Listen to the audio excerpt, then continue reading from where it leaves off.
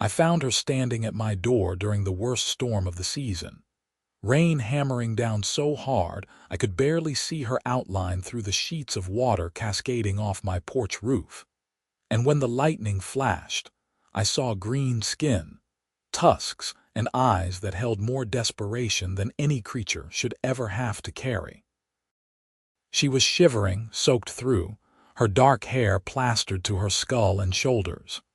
The rough spun tunic she wore clung to her frame, and even in the poor light I could see she was thin, too thin for an orc woman. Her hands were clasped in front of her, knuckles white with cold or tension, maybe both. "Please," she said, her voice barely audible over the roar of the storm. "Let me stay. I will be your wife." I should have slammed the door. Every sensible bone in my body told me to do exactly that. Orcs were dangerous. Orcs were the enemy. Orcs had killed my brother during the border skirmishes 5 years ago. But standing there with the wind whipping rain onto my floor and this woman trembling like a leaf in autumn, I could not make myself do it. "What?" I managed, because surely I had misheard her. "Let me stay," she repeated, louder now, meeting my eyes with a directness that caught me off guard. "I will be your wife. I will work. I will cook. I will clean. I will do whatever you need. Just please let me in. You want to marry me?" I asked, still not quite believing this was happening. "You do not even know me." "I know you are human and you have a home," she said. "That is enough, please. I have nowhere else to go." I should have asked more questions. I should have demanded explanations. Instead, I stepped aside and let her in, because the desperation in her voice reminded me too much of the way soldiers sounded when they were at the end of their rope, when they had nothing left except the hope that someone might show them mercy. She stumbled over the threshold, dripping water everywhere, and stood in the middle of my small front room like she did not quite know what to do now that she was inside. I closed the door against the storm and turned to face her, taking in the full picture now that we were in the lamplight. She was young, probably close to my own age of 24. Her skin was a deep forest green, darker than most orcs I had seen from a distance during my years in the territorial militia. Her tusks were small, barely protruding past her upper lip, and her ears came to delicate points through her wet hair. She had a strong jaw and high cheekbones, and despite her obvious exhaustion and malnourishment, there was something striking about her features. "I am Callum Brennan," I said, because someone had to start somewhere. "This is my farm." "Ursha," she replied, wrapping her arms around herself. "My name is Ursha." "You are freezing," I observed, which was possibly the most obvious statement I had ever made. "I will get you a blanket and dry clothes, if I have anything that will fit." She did not respond, just watched me with those dark eyes as I went to my bedroom and pulled out an old shirt and a pair of trousers that had belonged to my father. They would be too big for her, but they were dry, and that was what mattered. I grabbed a wool blanket from the chest at the foot of my bed and brought everything back to her. "You can change behind that screen," I said, pointing to the corner where I kept a dressing screen my mother had insisted on including when she helped me set up this house 3 years ago. "I will make tea." Ursha took the clothes and blanket without a word and moved behind the screen. I busied myself with stoking the fire and putting the kettle on, trying not to think about the fact that there was an orc woman getting undressed in my home, that I had just agreed to let her stay without asking any of the 100 questions I should have asked. When she emerged, she looked smaller somehow in my father's oversized clothes, the sleeves rolled up multiple times and the trousers cinched tight with the belt I had included. She had wrapped the blanket around her shoulders and her hair was still wet but no longer dripping. She moved to stand near the fire, holding her hands out to the warmth. I poured hot water over the tea leaves and brought her a cup. She accepted it with both hands, cupping it close to her face and breathing in the steam. "Thank you," she said quietly. You said you would be my wife, I said, because I could not let that statement just hang in the air between us without addressing it. Did you mean that? She nodded, not looking at me. If that is what it takes for you to let me stay. Why do you need to stay? Where did you come from? Ursha was silent for a long moment, staring into the fire. When she spoke, her voice was flat, like she was reciting facts rather than telling her own story. I was cast out from my clan 2 weeks ago. I have been traveling since then, trying to find somewhere to go. But there is nowhere for an orc with no clan. The human villages will not take me. The orc settlements will not take me. I am alone. Why were you cast out? Because I refused to participate in a raid, she said, and now there was emotion in her voice, bitter and sharp. My clan leader wanted to attack a human farming settlement. Kill the men, take the supplies. I said it was wrong. I said we should trade instead of steal, that we should find a way to live in peace. He said I was weak. He said I had dishonored the clan, so he cast me out. I absorbed this information slowly, trying to reconcile it with everything I had been taught about orcs. They were supposed to be violent, bloodthirsty, incapable of mercy or reason. But here was one standing in my home telling me she had been exiled for refusing violence. And the wife thing. I asked. She finally looked at me, and I saw embarrassment color her cheeks, a darker green spreading across her face. I thought if I offered something in return, you would be more likely to help me. I know humans value marriage. I know human men sometimes struggle to find wives out here on the frontier. I thought if I offered to be your wife, to help you with your home and your farm, you would see value in letting me stay. So you do not actually want to marry me, I said, trying to clarify. I do not know you, she replied honestly. But I am willing to marry you if that is what you require. I am willing to do whatever I must to survive. There was something heartbreaking about that level of desperation, about someone being so alone that they would offer themselves to a complete stranger just for shelter and safety. I set my own tea down and rubbed my face with both hands, trying to think through the implications of all of this.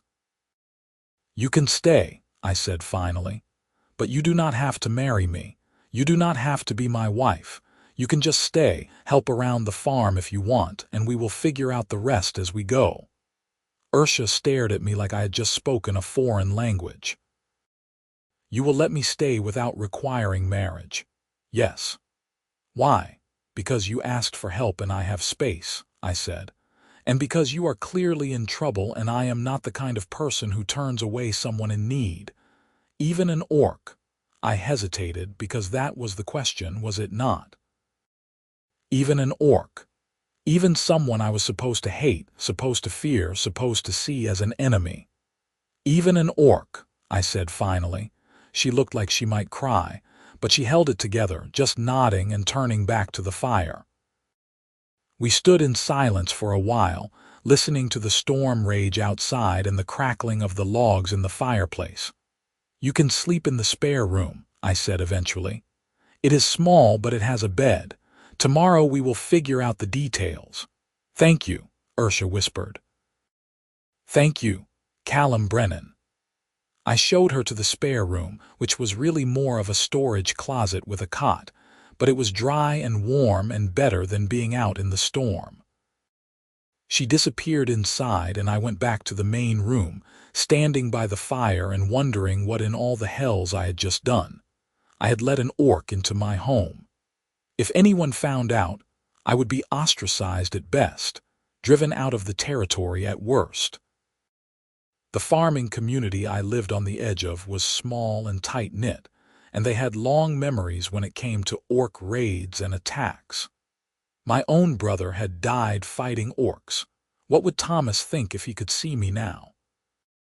But when I closed my eyes, all I could see was Ursha's face, the desperation and exhaustion written in every line, the way she had stood in the rain begging for shelter. I could not have turned her away. Whatever else she was, Whatever her people had done, she was a person in need of help. I would deal with the consequences tomorrow. Tonight, I just needed to sleep. Morning came gray and drizzly, the worst of the storm having passed but the rain still falling in a steady drizzle. I woke to find Ursha already up, standing in the kitchen and looking lost. She had folded the blanket I had given her and was still wearing my father's clothes. "Good morning," I said, and she jumped slightly, turning to face me. "Good morning. I did not want to use anything without permission." "You can use whatever you need," I assured her. "Let me make breakfast." I put together a simple meal of porridge and bread, and we sat at the small table to eat. Ursha ate quickly, like someone who had not had a proper meal in too long, and I made a mental note to make sure she got enough food in the coming days. She needed to put weight back on. "Tell me about your farm," she said once we had finished eating. "What do you grow?" "Wheat mostly, some vegetables," I explained. "I have chickens for eggs and meat. I sell the wheat to the mill in town and trade the eggs with neighbors. It is not much, but it keeps me fed and housed." "Do you do all the work yourself?" "Yes, it is hard during planting and harvest, but I manage." She nodded slowly, looking around the house. "I could help. I am strong, even if I do not look it right now. I know how to work hard. Did your clan farm? We hunted mostly, but we had gardens. I know how to tend plants, how to harvest, how to preserve food." She paused, then added, "I want to help. I do not want to just take your charity." "It is not charity," I said. "If you help with the farm work, then you are earning your keep. That seems fair to me." We worked out a routine over the next few days. The rain continued off and on, keeping us mostly indoors, which gave us time to get used to each other. Ursha cleaned the house thoroughly, organized my chaotic storage situation, and helped me with meal preparation. I found her an old dress that had belonged to my mother in a trunk I had never fully unpacked, and though it was a bit short on her, it fit better than my father's clothes. She was quiet most of the time, watchful, like she was still waiting for me to change my mind and throw her out. But gradually she started to relax, started to speak more freely. I learned that she was 22, that she had 3 younger siblings she missed terribly, that her favorite food was roasted rabbit with wild herbs. She asked me about my life, about growing up in this territory, about my family. I told her about my parents, who had died in a fever outbreak when I was 19. About my older brother Thomas, who had joined the territorial militia and died in a border skirmish with an orc raiding party. About how I had inherited this small farm and spent the last 3 years building it into something sustainable. "I am sorry about your brother," she said when I told her about Thomas. "That must have been hard." "It was," I admitted. "I was angry for a long time. At orcs, at the world, at everything." "Are you still angry?" I looked at her, really looked at her, taking in her earnest expression and the way she held herself so carefully, like she was afraid of taking up too much space. "I do not know," I said honestly. "I think I am more tired than angry now. Tired of the fighting, tired of the hatred. It does not bring Thomas back. It does not fix anything." She nodded like she understood, and maybe she did. She had lost her entire clan, her whole family, for refusing to perpetuate that same cycle of violence. The rain finally stopped after 4 days, and we were able to go outside. The fields were muddy but not flooded, and I spent the morning checking on the wheat and making sure the storm had not done too much damage. Ursha followed me, asking questions about everything, genuinely interested in how the farm worked. "The wheat is almost ready for harvest," I explained, running my hand over the golden stalks.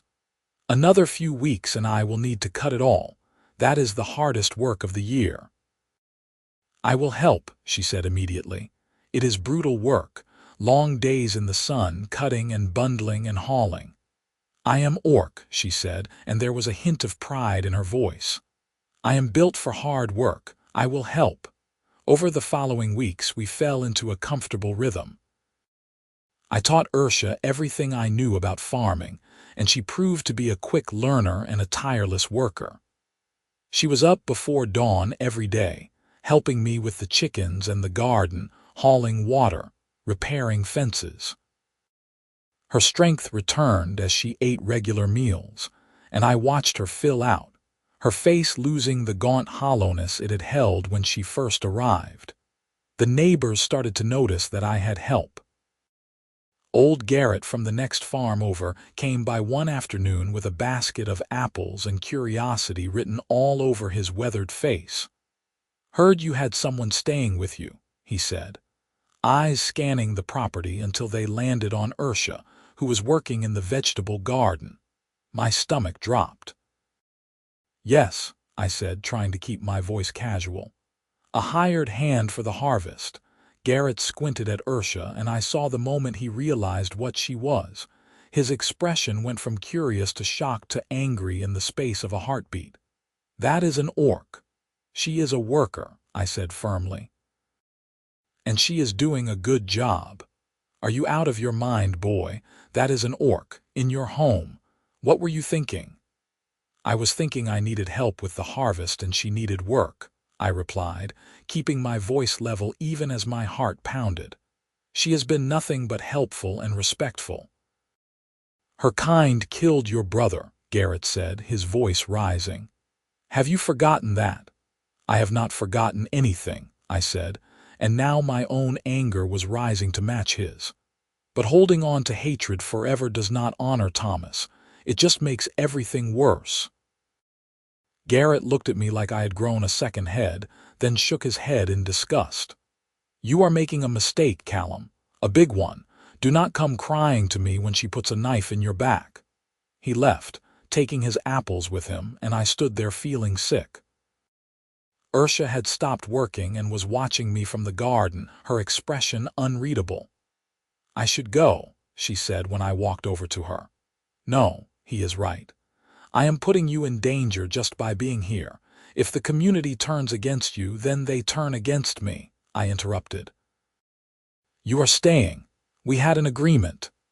"The agreement was that I help with the farm, but if I am causing you trouble with your neighbors, then I am not helping, I am hurting."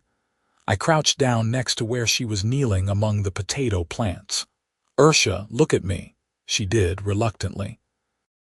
"I do not care what Garrett thinks. I do not care what any of them think. You have worked harder in the past month than anyone I have ever known. You have been kind and honest and helpful. You are staying."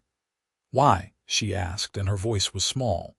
"Why would you risk so much for me?" I did not have a good answer for that. Or maybe I did, but I was not ready to examine it too closely. "Because it is the right thing to do," I said finally. She searched my face for a long moment, then nodded. "Thank you." Garrett must have spread the word, because after that day I noticed a distinct chill from the other farmers. No one came by to visit. When I went to town for supplies, people were less friendly, more curt. I heard whispers when I walked by, saw the way people looked at me with a mixture of pity and disgust. It stung, but not as much as I thought it would. Maybe because when I came home, Ursha would have dinner ready and the house clean, and she would ask me about my day with genuine interest. Maybe because I was starting to realize that her company was worth more than the approval of people who could not see past their prejudices. The wheat harvest came, and we worked from sunup to sundown for 2 solid weeks. Ursha was incredible, her strength and stamina far surpassing mine. She could cut twice as fast as me and carry bundles that would have made my knees buckle. We worked side by side in the fields, and I found myself watching her when she did not notice, admiring the way she moved, the focus on her face, the satisfaction she clearly took in a job well done. One evening after a particularly long day, we were sitting on the porch watching the sun set, both too tired to move but content in that exhausted way that comes from hard physical labor. Ursha had her head tilted back against the wall, eyes closed, a slight smile on her lips. "This is good," she said quietly. "This life, the work, having a place to be, thank you for giving me this." "You earned it," I replied. "I could not have done this harvest without you." She opened her eyes and turned to look at me. "Can I ask you something?" "Of course." "Do you ever regret letting me stay? When your neighbors treat you badly, when people whisper about you, do you wish you had turned me away that night?" I considered the question seriously, because she deserved honesty. "No," I said finally. "I have not regretted it once. Yes, some people treat me differently now, but I have gained more than I have lost." "What have you gained?" "A friend," I said. "A partner, someone who makes this farm feel less lonely." She smiled, a real genuine smile that showed her small tusks and made her eyes crinkle at the corners. "I am glad. I have gained the same things."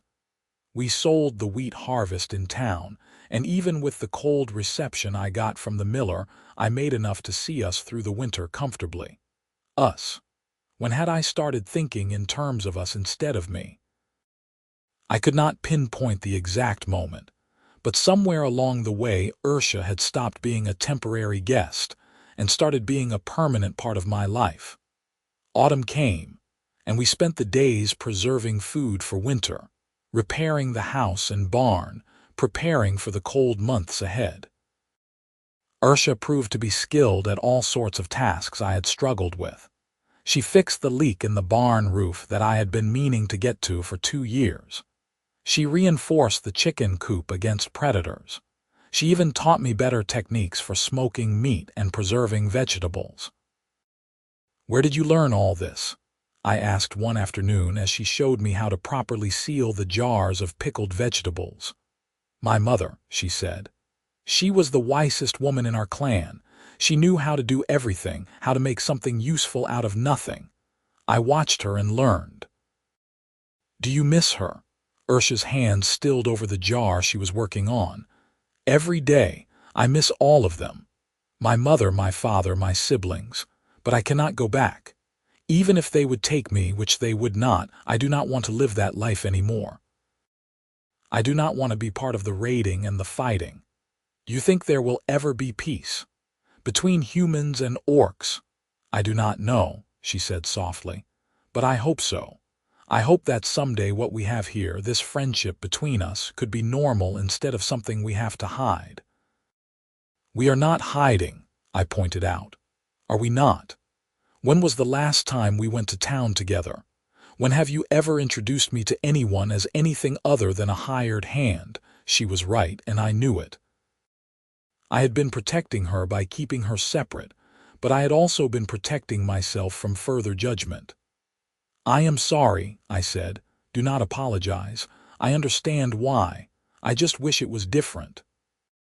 Winter came hard and fast that year, snow falling in thick blankets that isolated us from the rest of the world.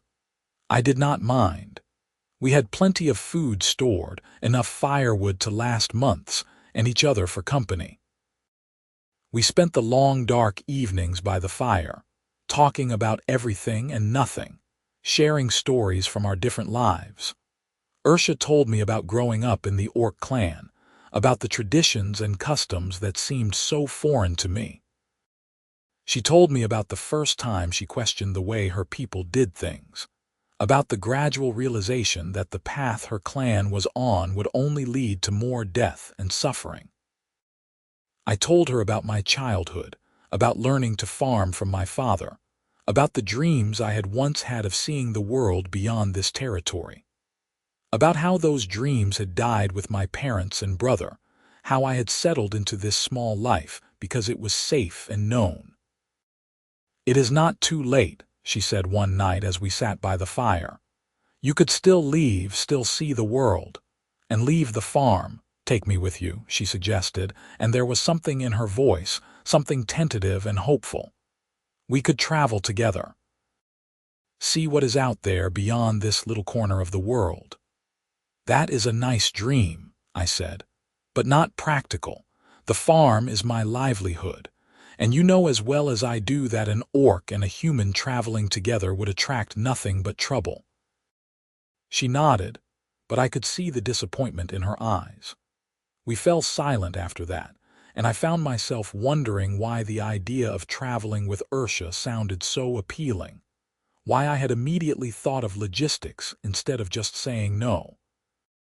The snow continued through the winter months, and our world shrank to just the house and barn, just the two of us working together to keep the farm running and the animals fed. I became acutely aware of Ursha in ways I had not been before. The way she hummed while she cooked. The way she laughed at my terrible jokes. The way she looked in the morning with her hair loose around her shoulders, sleep still in her eyes. I was falling for her. The realization hit me one morning as I watched her tend the fire, her profile lit by the flames, and I felt my heart do something complicated in my chest. I was falling in love with an orc woman, with someone the world said I should hate, and I did not care about any of that because she was Ursha and she was wonderful. But I did not tell her. How could I? She had come to me seeking shelter and safety, and I had promised her both with no strings attached. Telling her I had feelings for her would be taking advantage, would be putting pressure on her to reciprocate when she might not feel the same way. So I kept quiet and tried to act normal, even as my awareness of her grew with every passing day. Spring came eventually, as it always does, melting the snow and turning the world muddy and new. We ventured out to check on the fields and found everything in good shape, ready for planting. The chickens started laying again with enthusiasm, and life returned to its familiar rhythms. One afternoon, I was in town buying seed when I overheard a conversation in the general store. Two men I recognized vaguely from the territorial militia were talking in low voices, but not low enough. "Heard there is an orc staying out at the Brennan place," one said. "Living right there in the house with him. Disgraceful," the other replied. "Someone should do something about it. About him or about the orc. Both cannot have that kind of thing around here, sets a bad example." I stepped around the corner of the aisle, making my presence known. Both men looked at me, startled, then had the grace to look embarrassed at being overheard. "If you have something to say to me, say it to my face," I told them, keeping my voice calm but firm. The first man, a stocky fellow named Derek, squared his shoulders. "Fine. What you are doing is wrong, Brennan, harboring an orc, treating it like a person. Your brother died fighting those things." "Her name is Ursha," I said. "She is a person, not a thing. And she has nothing to do with what happened to Thomas." "She is an orc," Derek spat. "That is all that matters." "No," I said. "What matters is that she is a good person who needed help and I provided it. What matters is that she has worked harder on my farm than anyone I have ever hired. What matters is that she chose peace over violence and was punished for it by her own people. If you cannot see past what she is to who she is, then that is your failing, not hers." The second man, younger and less certain, shifted uncomfortably. "People are talking, Callum." "There is talk of running you both out." "Let them talk," I said. "I am not going anywhere and neither is Ursha." I paid for my supplies and left, my hands shaking with anger and adrenaline. The ride home felt longer than usual, my mind churning with worry. Would they really try to force us out? Would they hurt Ursha to make a point? When I got back to the farm, Ursha was in the garden, planting the early spring vegetables. She looked up as I approached and must have seen something in my face because she immediately stood, concern written in her expression. "What happened?" I told her about the conversation in the store, about the threats and the anger. She listened without interrupting, her face growing more closed off with every word. "I will leave," she said when I finished. "Tonight. I will pack my things and go. I will not let them hurt you because of me." "No," I said firmly. "Absolutely not. Callum, they threatened you. They might come here, might try to hurt you to get to me. I cannot let that happen." "Where would you go?" I demanded. "Back to wandering alone. Back to starving and sleeping in the rain. No, I will not let you do that." "Then what do you suggest?" She was angry now, her voice rising. "How do we fix this?" "We stand our ground," I said. "We show them that we are not doing anything wrong, that you have every right to be here." "I am an orc," she said bitterly. "I have no rights in the human world." "You have rights here," I insisted. "On this farm, in this home. You have every right that I have because this is your home too." She stared at me, something shifting in her expression. "My home." "Yes," I said, and suddenly I was saying things I had not planned to say, words spilling out of me in a rush. "This is your home, Ursha. You are not just a hired hand or a guest. You are part of this place. You are part of my life. And I will be damned if I let anyone drive you away." "Callum," she said softly, and there was something in her voice I could not quite identify. "I care about you," I continued, unable to stop now that I had started. "More than I probably should. More than is maybe wise, but I do. I care about you and I want you to stay. Not because you are useful, not because you need somewhere to go, but because I cannot imagine this place without you anymore." She was quiet for a long moment, and I felt panic start to rise. I had ruined everything.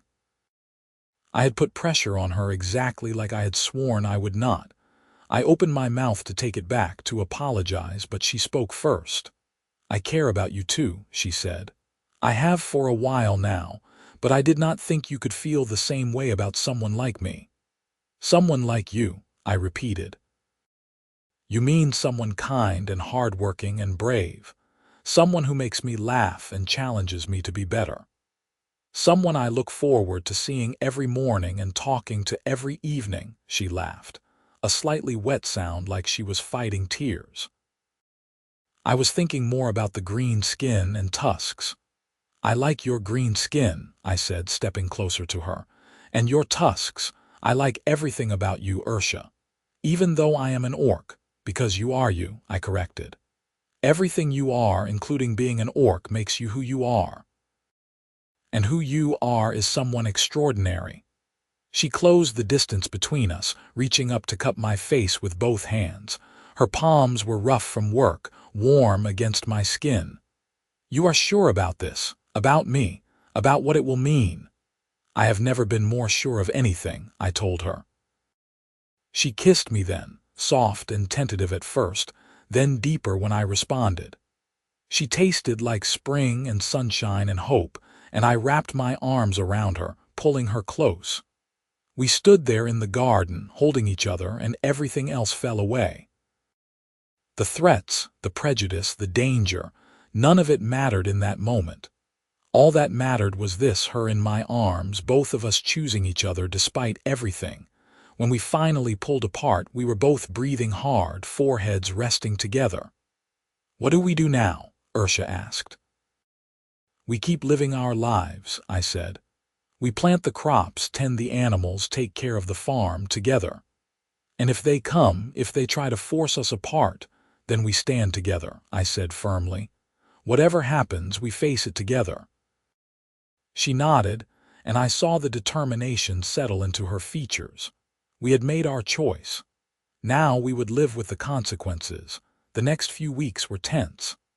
I kept waiting for trouble to arrive, for an angry mob to show up at my door, but nothing happened. Life continued its normal rhythm, planting and tending and the daily work of the farm. Ursha and I were more open with our affection now, holding hands while we worked, stealing kisses when the mood struck, falling asleep in each other's arms at night. It felt right in a way I had never experienced before, like all the pieces of my life had finally clicked into place. Then one evening, just as the sun was setting, we had visitors. I saw them coming from a distance, 3 figures on horseback, and my stomach dropped. Ursha saw them too and moved to stand beside me, her hand finding mine. "Stay calm," I murmured. "Let me do the talking." The riders came closer and I recognized them. Derek from the general store, another militia man named Grant, and to my surprise, Garrett from the neighboring farm. They stopped their horses a respectful distance from the porch and dismounted. "Callum," Garrett said, his voice carefully neutral. "We need to talk." "Then talk," I replied, not letting go of Ursha's hand. Derek stepped forward, his expression hard. "We have been discussing the situation here. The orc living in your house. We have reached a decision." Here it came. The ultimatum, the threat, the demand that I send Ursha away or face consequences. I braced myself, ready to fight if I had to. "We want to apologize," Derek said, and I blinked in surprise. "What?" Garrett cleared his throat. "After our last conversation, I did some thinking about what you said about hatred not honoring the dead, and I realized you were right. I have been holding on to anger for so long I forgot how to let it go." "We have all lost people to the violence," Grant added. "But continuing the violence does not bring them back. It just creates more loss." Derek looked uncomfortable but determined. "I am not saying I am happy about this. I am not saying I understand it. But you are a member of this community, Callum. And if you vouch for this orc, if you say she is good people, then maybe we should listen." I was stunned into silence. This was the last thing I had expected. "We are not saying everyone feels this way," Garrett continued. "There are still plenty who think you are making a mistake. But we wanted you to know that you have some support, that you are not completely alone in this." Ursha squeezed my hand, and when I glanced at her, I saw tears streaming down her face. "Thank you," she said, her voice thick with emotion. "Thank you for giving me a chance." "Do not make us regret it," Derek said gruffly, but there was no real heat in his words. The men remounted and rode away, leaving Ursha and me standing on the porch in shock. "Did that really just happen?" I asked. "I think so," Ursha said, laughing and crying at the same time. "I think they actually apologized." We held each other as the sun finished setting, and I felt something loosen in my chest, some tension I had been carrying since the day I let Ursha into my house. We would be okay. It would not be easy. There would still be people who opposed us, but we had a chance now. A real chance at building a life together. Summer came in hot and golden, and the farm thrived under our combined care. Word had spread about Garrett and the others' visit, and while we were far from fully accepted, we were no longer actively shunned. Some neighbors even started nodding to us in town, acknowledging our presence if not quite friendly. One afternoon in midsummer, we were taking a break from work, sitting under the large oak tree at the edge of the property, when Ursha turned to me with a mischievous expression. "You remember what I said the night we met?" she asked. "You said a lot of things," I replied, though I knew exactly what she was referring to. "I said let me stay, I will be your wife. I remember. You said I did not have to marry you, that I could just stay and help with the farm." "That is still true," I said carefully, not sure where she was going with this. "What if I want to marry you now?" she asked. "Not because I have to, not because it is the price of shelter, but because I love you and I want to spend my life with you." My heart stuttered in my chest. "Are you proposing to me?" "I suppose I am," she said, her cheeks darkening with that green blush I had come to adore. "Unless you would prefer to do it. I know human customs usually have the man asking." "I do not care about custom," I said, taking both her hands in mine. "Yes, Ursha. Yes, I will marry you. Nothing would make me happier." She grinned, wide and joyful, and kissed me soundly. When we pulled apart, I was laughing, giddy with happiness. "We should do it properly," I said. "Have a ceremony, make it official. Will anyone come?" She asked, and there was vulnerability in the question. "I do not know," I admitted, "but I do not care. If it is just the two of us and whoever we can convince to officiate, that is enough for me." "When?" she asked. "As soon as possible. Why wait?" We made arrangements quickly. The local priest refused to perform the ceremony, as I had expected, but Garrett surprised me by offering to do it. "I am not ordained or anything," he said when I asked him, "but I can speak the words, make it as official as it can be without the church's blessing." "That is more than enough," I told him. We set the date for 2 weeks away at the end of summer when the hardest work was done. Ursha made herself a dress from fabric I bought in town, deep green to match her skin, and I cleaned up my best clothes. We invited everyone in the community, knowing most would not come but wanting to offer the chance anyway. To my surprise, when the day came, there were actually people present. Garrett, of course, and his wife Martha. A few other neighbors I knew by sight if not by name. Even Derek showed up, standing in the back with his arms crossed but present nonetheless. It was not a large group, but it was something, a sign that change was possible. We stood in the yard in front of the house, the late afternoon sun casting golden light over everything. Garrett read from a book of common prayers, adapting the words to fit our unusual situation. When he asked me to speak my vows, I turned to Ursha and took her hands. "I promise to love you for exactly who you are," I said. "To stand beside you through whatever comes. To build a life with you filled with trust and partnership and joy. You are my home, Ursha, and I am honored to be yours." She was crying openly now, but smiling through the tears. "I promise to choose you every day," she said. "To work with you, laugh with you, grow with you. You gave me more than shelter when you opened your door that night. You gave me hope. You gave me a future. I will spend my life being worthy of that gift." Garrett cleared his throat, clearly moved despite himself. "Then, by the power vested in me by this community, I declare you husband and wife." I kissed her to the sound of scattered applause, and everything felt perfect. We had done it. Against all odds, despite all the obstacles, we had made our commitment official. The guests did not stay long after the ceremony, but they had come, and that mattered.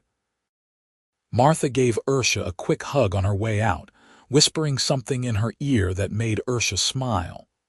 Derek nodded at me gruffly before mounting his horse. Garrett was the last to leave, clasping my shoulder firmly. "You are a braver man than I am, Callum Brennan," he said. "I hope you know what you are doing." "I do," I assured him. "Thank you, Garrett, for everything." When they were all gone, Ursha and I stood in the yard watching the sun set, her hand in mine, both of us wearing matching rings I had purchased from the blacksmith in town. "Wife," I said, testing the word out. "Husband," she replied and laughed. "That sounds strange." "Good strange or bad strange, the best strange," she said, leaning her head on my shoulder. "I never thought I would have this. A home, a partner, acceptance from at least some of the community. I never thought I could be this happy." "Neither did I admitted. "But here we are."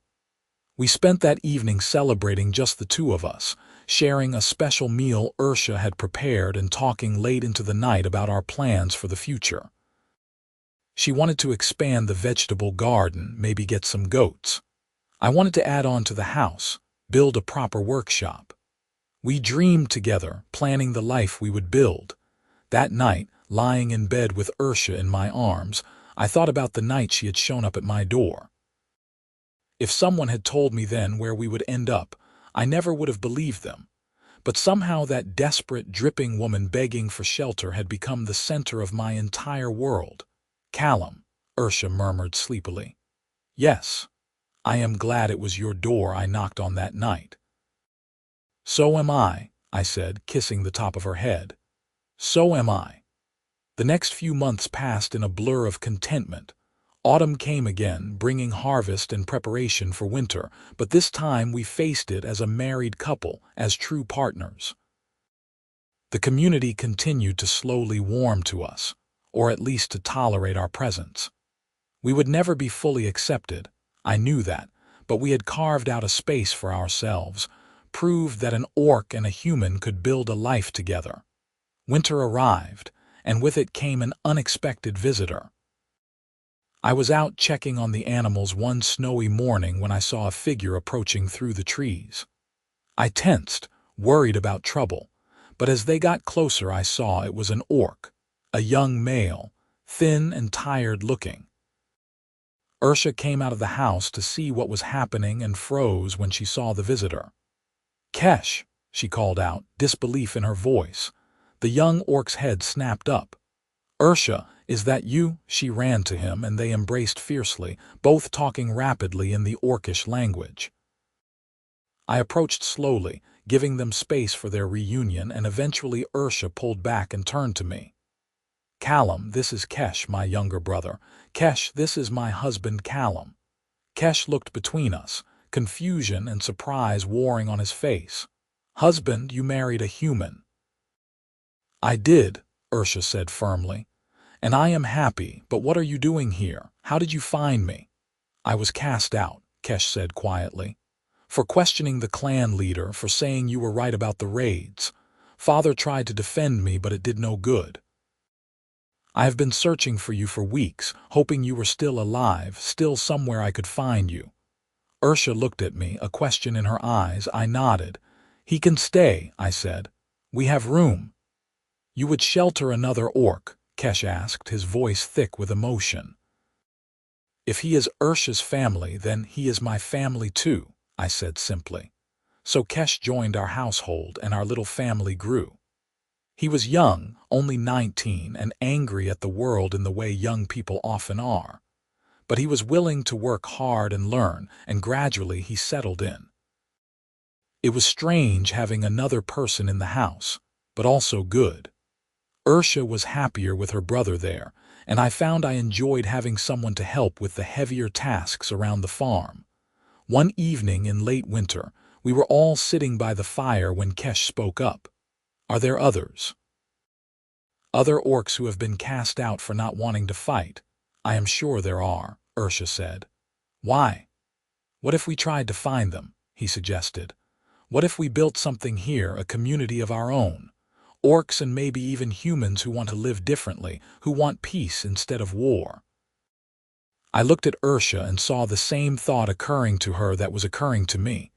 It was a wild idea, ambitious and probably impossible, but it was also beautiful. "We would need more land," I said slowly, "and more houses. And we would face opposition from both sides, from humans who hate orcs and orcs who see peace as weakness." "But we have already proved it can work," Ursha pointed out.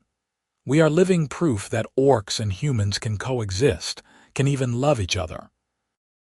If we could show others that, if we could build a place where outcasts from both sides could come together, it could change everything," Kesh finished. We talked late into the night, planning and dreaming, probably getting ahead of ourselves but unable to stop. The idea had taken root, and I could see it growing in all of our minds. By the time spring came, we had a plan. We would start small, just spreading the word that outcasts from both races were welcome at our farm. We would build additional housing as we could afford it. We would create a community based on mutual respect and cooperation, showing by example that a different way was possible. The first to arrive was a human woman named Rose Garrett, no relation to my neighbor Garrett despite sharing a last name. She had been shunned by her own family for speaking out against the violence, and she came to us thin and desperate, much like Ursha had been that first night. We welcomed her in, gave her the spare room Ursha had originally occupied, and put her to work in the expanding gardens. Then came another orc, an older male named Throck who had lost his entire family in a raid gone wrong, and could not stomach the idea of more killing. Then, a young human man named Charles Baker, who had deserted from the militia after witnessing atrocities committed against orc civilians. One by one they came, the outcasts and the dreamers, people who wanted something better than the endless cycle of violence. We built more houses, expanding our small farm into a proper settlement. The work was hard, the resources stretched thin, but everyone contributed what they could. Humans and orcs working side by side, learning each other's skills and customs, slowly building trust. It was not perfect. There were arguments, misunderstandings, moments of tension when old prejudices surfaced. But we worked through them, committed to our vision of a different kind of community. The neighboring farms watched with suspicion at first, but as time passed and we proved we were not a threat, some of that suspicion eased. We traded fairly, helped out when neighbors needed extra hands, and generally tried to be good members of the larger community. Some people would never accept us, but others slowly came around. 2 years after Kesh arrived, our little settlement had grown to 20 people, a mix of humans and orcs living together in peace. We had built 6 houses, a communal barn, and a meeting hall where we gathered for meals and decisions. Children had been born, the first generation to grow up knowing both races as neighbors and friends. Ursha and I stood on the hill overlooking the settlement one evening, watching the smoke rise from chimneys and hearing the distant sound of laughter from the meeting hall where everyone was gathering for dinner. "You ever think about that night?" Ursha asked. "When I showed up at your door?" "All the time," I said. "I think about how easily I could have turned you away, how different everything would be if I had. I think about it too. I was so desperate, so afraid. I truly thought I was going to die out there in the storm. And then you opened your door and gave me not just shelter, but a home, a family, a future. We gave each other those things," I corrected. "You changed my life as much as I changed yours." She leaned against me and I wrapped my arm around her shoulders. "I am pregnant," she said softly. I froze, then turned to look at her. "What? I am pregnant. About 2 months along, I think. I wanted to be sure before I told you." Joy exploded in my chest, so intense it almost hurt. "We are having a baby, we are having a baby," she confirmed, smiling through sudden tears. I picked her up and spun her around, both of us laughing and crying at the same time. A baby. Our child, born of human and orc, a living symbol of everything we had built here. "This is incredible," I said, setting her down carefully like she was made of glass. "Are you feeling okay? Do you need anything? Should you be standing up here?" She laughed at my sudden nervousness. "I am fine. Orc women are hardy, but yes, we should probably head down to dinner. Everyone will be wondering where we are." We walked down the hill hand in hand, and when we reached the meeting hall, Ursha announced the news to the assembled community. The room erupted in cheers and congratulations, humans and orcs alike celebrating together. That night, lying in bed with my hand on Ursha's still flat stomach, I marveled at how much had changed. From that desperate night in the storm to this, a thriving community and a baby on the way. We had built something real and lasting, proved that a different kind of world was possible. "I love you," I told Ursha. "I love you too," she replied. "Thank you for opening your door that night." "Thank you for knocking," I said. The baby came in late autumn, a healthy girl with green-tinted skin and her mother's eyes. We named her Lyra, and she was perfect in every way. The entire community celebrated her birth, and I watched with wonder as both humans and orcs took turns holding her, cooing over her, welcoming her into the world. She was the first, but not the last. Other couples in our settlement, both mixed and same race, started having children. Our small community grew and thrived, becoming a beacon for others who dreamed of peace. It was not easy. We faced opposition from both human and orc authorities who saw our existence as a threat to the established order. We had to defend our settlement more than once from those who wanted to destroy what we had built. But we stood together, humans and orcs united in defending our home, and we survived. 5 years after that stormy night, our settlement had become a small village, complete with a school where children of both races learned together, a market where humans and orcs traded freely, and a council where representatives from both communities made decisions together. I stood on the same hill where Ursha had told me about her pregnancy, now watching Lyra play with the other children, and felt a deep sense of satisfaction. We had done it. We had created something new and beautiful out of desperation and hope. Ursha joined me, sliding her hand into mine like she had done 1,000 times before. "What are you thinking about?" she asked. "Everything," I said. "How we got here, what we have built, what it means. And I am grateful. For every moment, every struggle, every triumph. I am grateful you knocked on my door that night. I am grateful I was brave enough to let you in." "We were both brave," she said. "We took a chance on each other when the whole world said we should not, and look what came from it." We looked out over the village, our village, watching as the sun set and lights began to appear in windows. Somewhere down there, Kesh was teaching a class on orcish traditions to a group of interested humans. Rose was working in the communal kitchen, preparing tomorrow's bread with a team of both races. Charles was on watch duty, partnered with Throck, the two of them trading jokes and stories. This was our legacy, mine and Ursha's. Not just Lyra, though she was precious beyond measure, but this entire community. We had proved that peace was possible, that understanding could bridge even the deepest divides. We had shown that love could bloom in the most unlikely places, and from that love, an entire new world could grow. "Let's go home," Ursha said. "Dinner will be ready soon." "Home," I repeated, savoring the word. "Yes, let's go home." We walked down the hill together, hand in hand, heading toward the life we had built from nothing but hope and stubborn determination. Behind us, the sun finished setting, painting the sky in brilliant shades of orange and pink. Ahead of us, the village lights twinkled like stars, welcoming us back.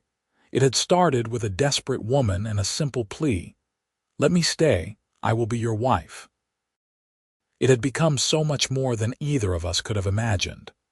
A home, a family, a community, a future where humans and orcs did not have to be enemies, where love could cross boundaries that had once seemed absolute. As we reached our house and I heard Lyra's delighted squeal at seeing us return, I thought about all the doors I could have closed, all the chances I could have refused. But I had opened that door one stormy night, and in doing so, I had opened the door to everything that mattered. Ursha squeezed my hand as we stepped inside, and I squeezed back, a silent conversation that needed no words. We had found each other in the darkness and built a light together, one that would guide others for generations to come.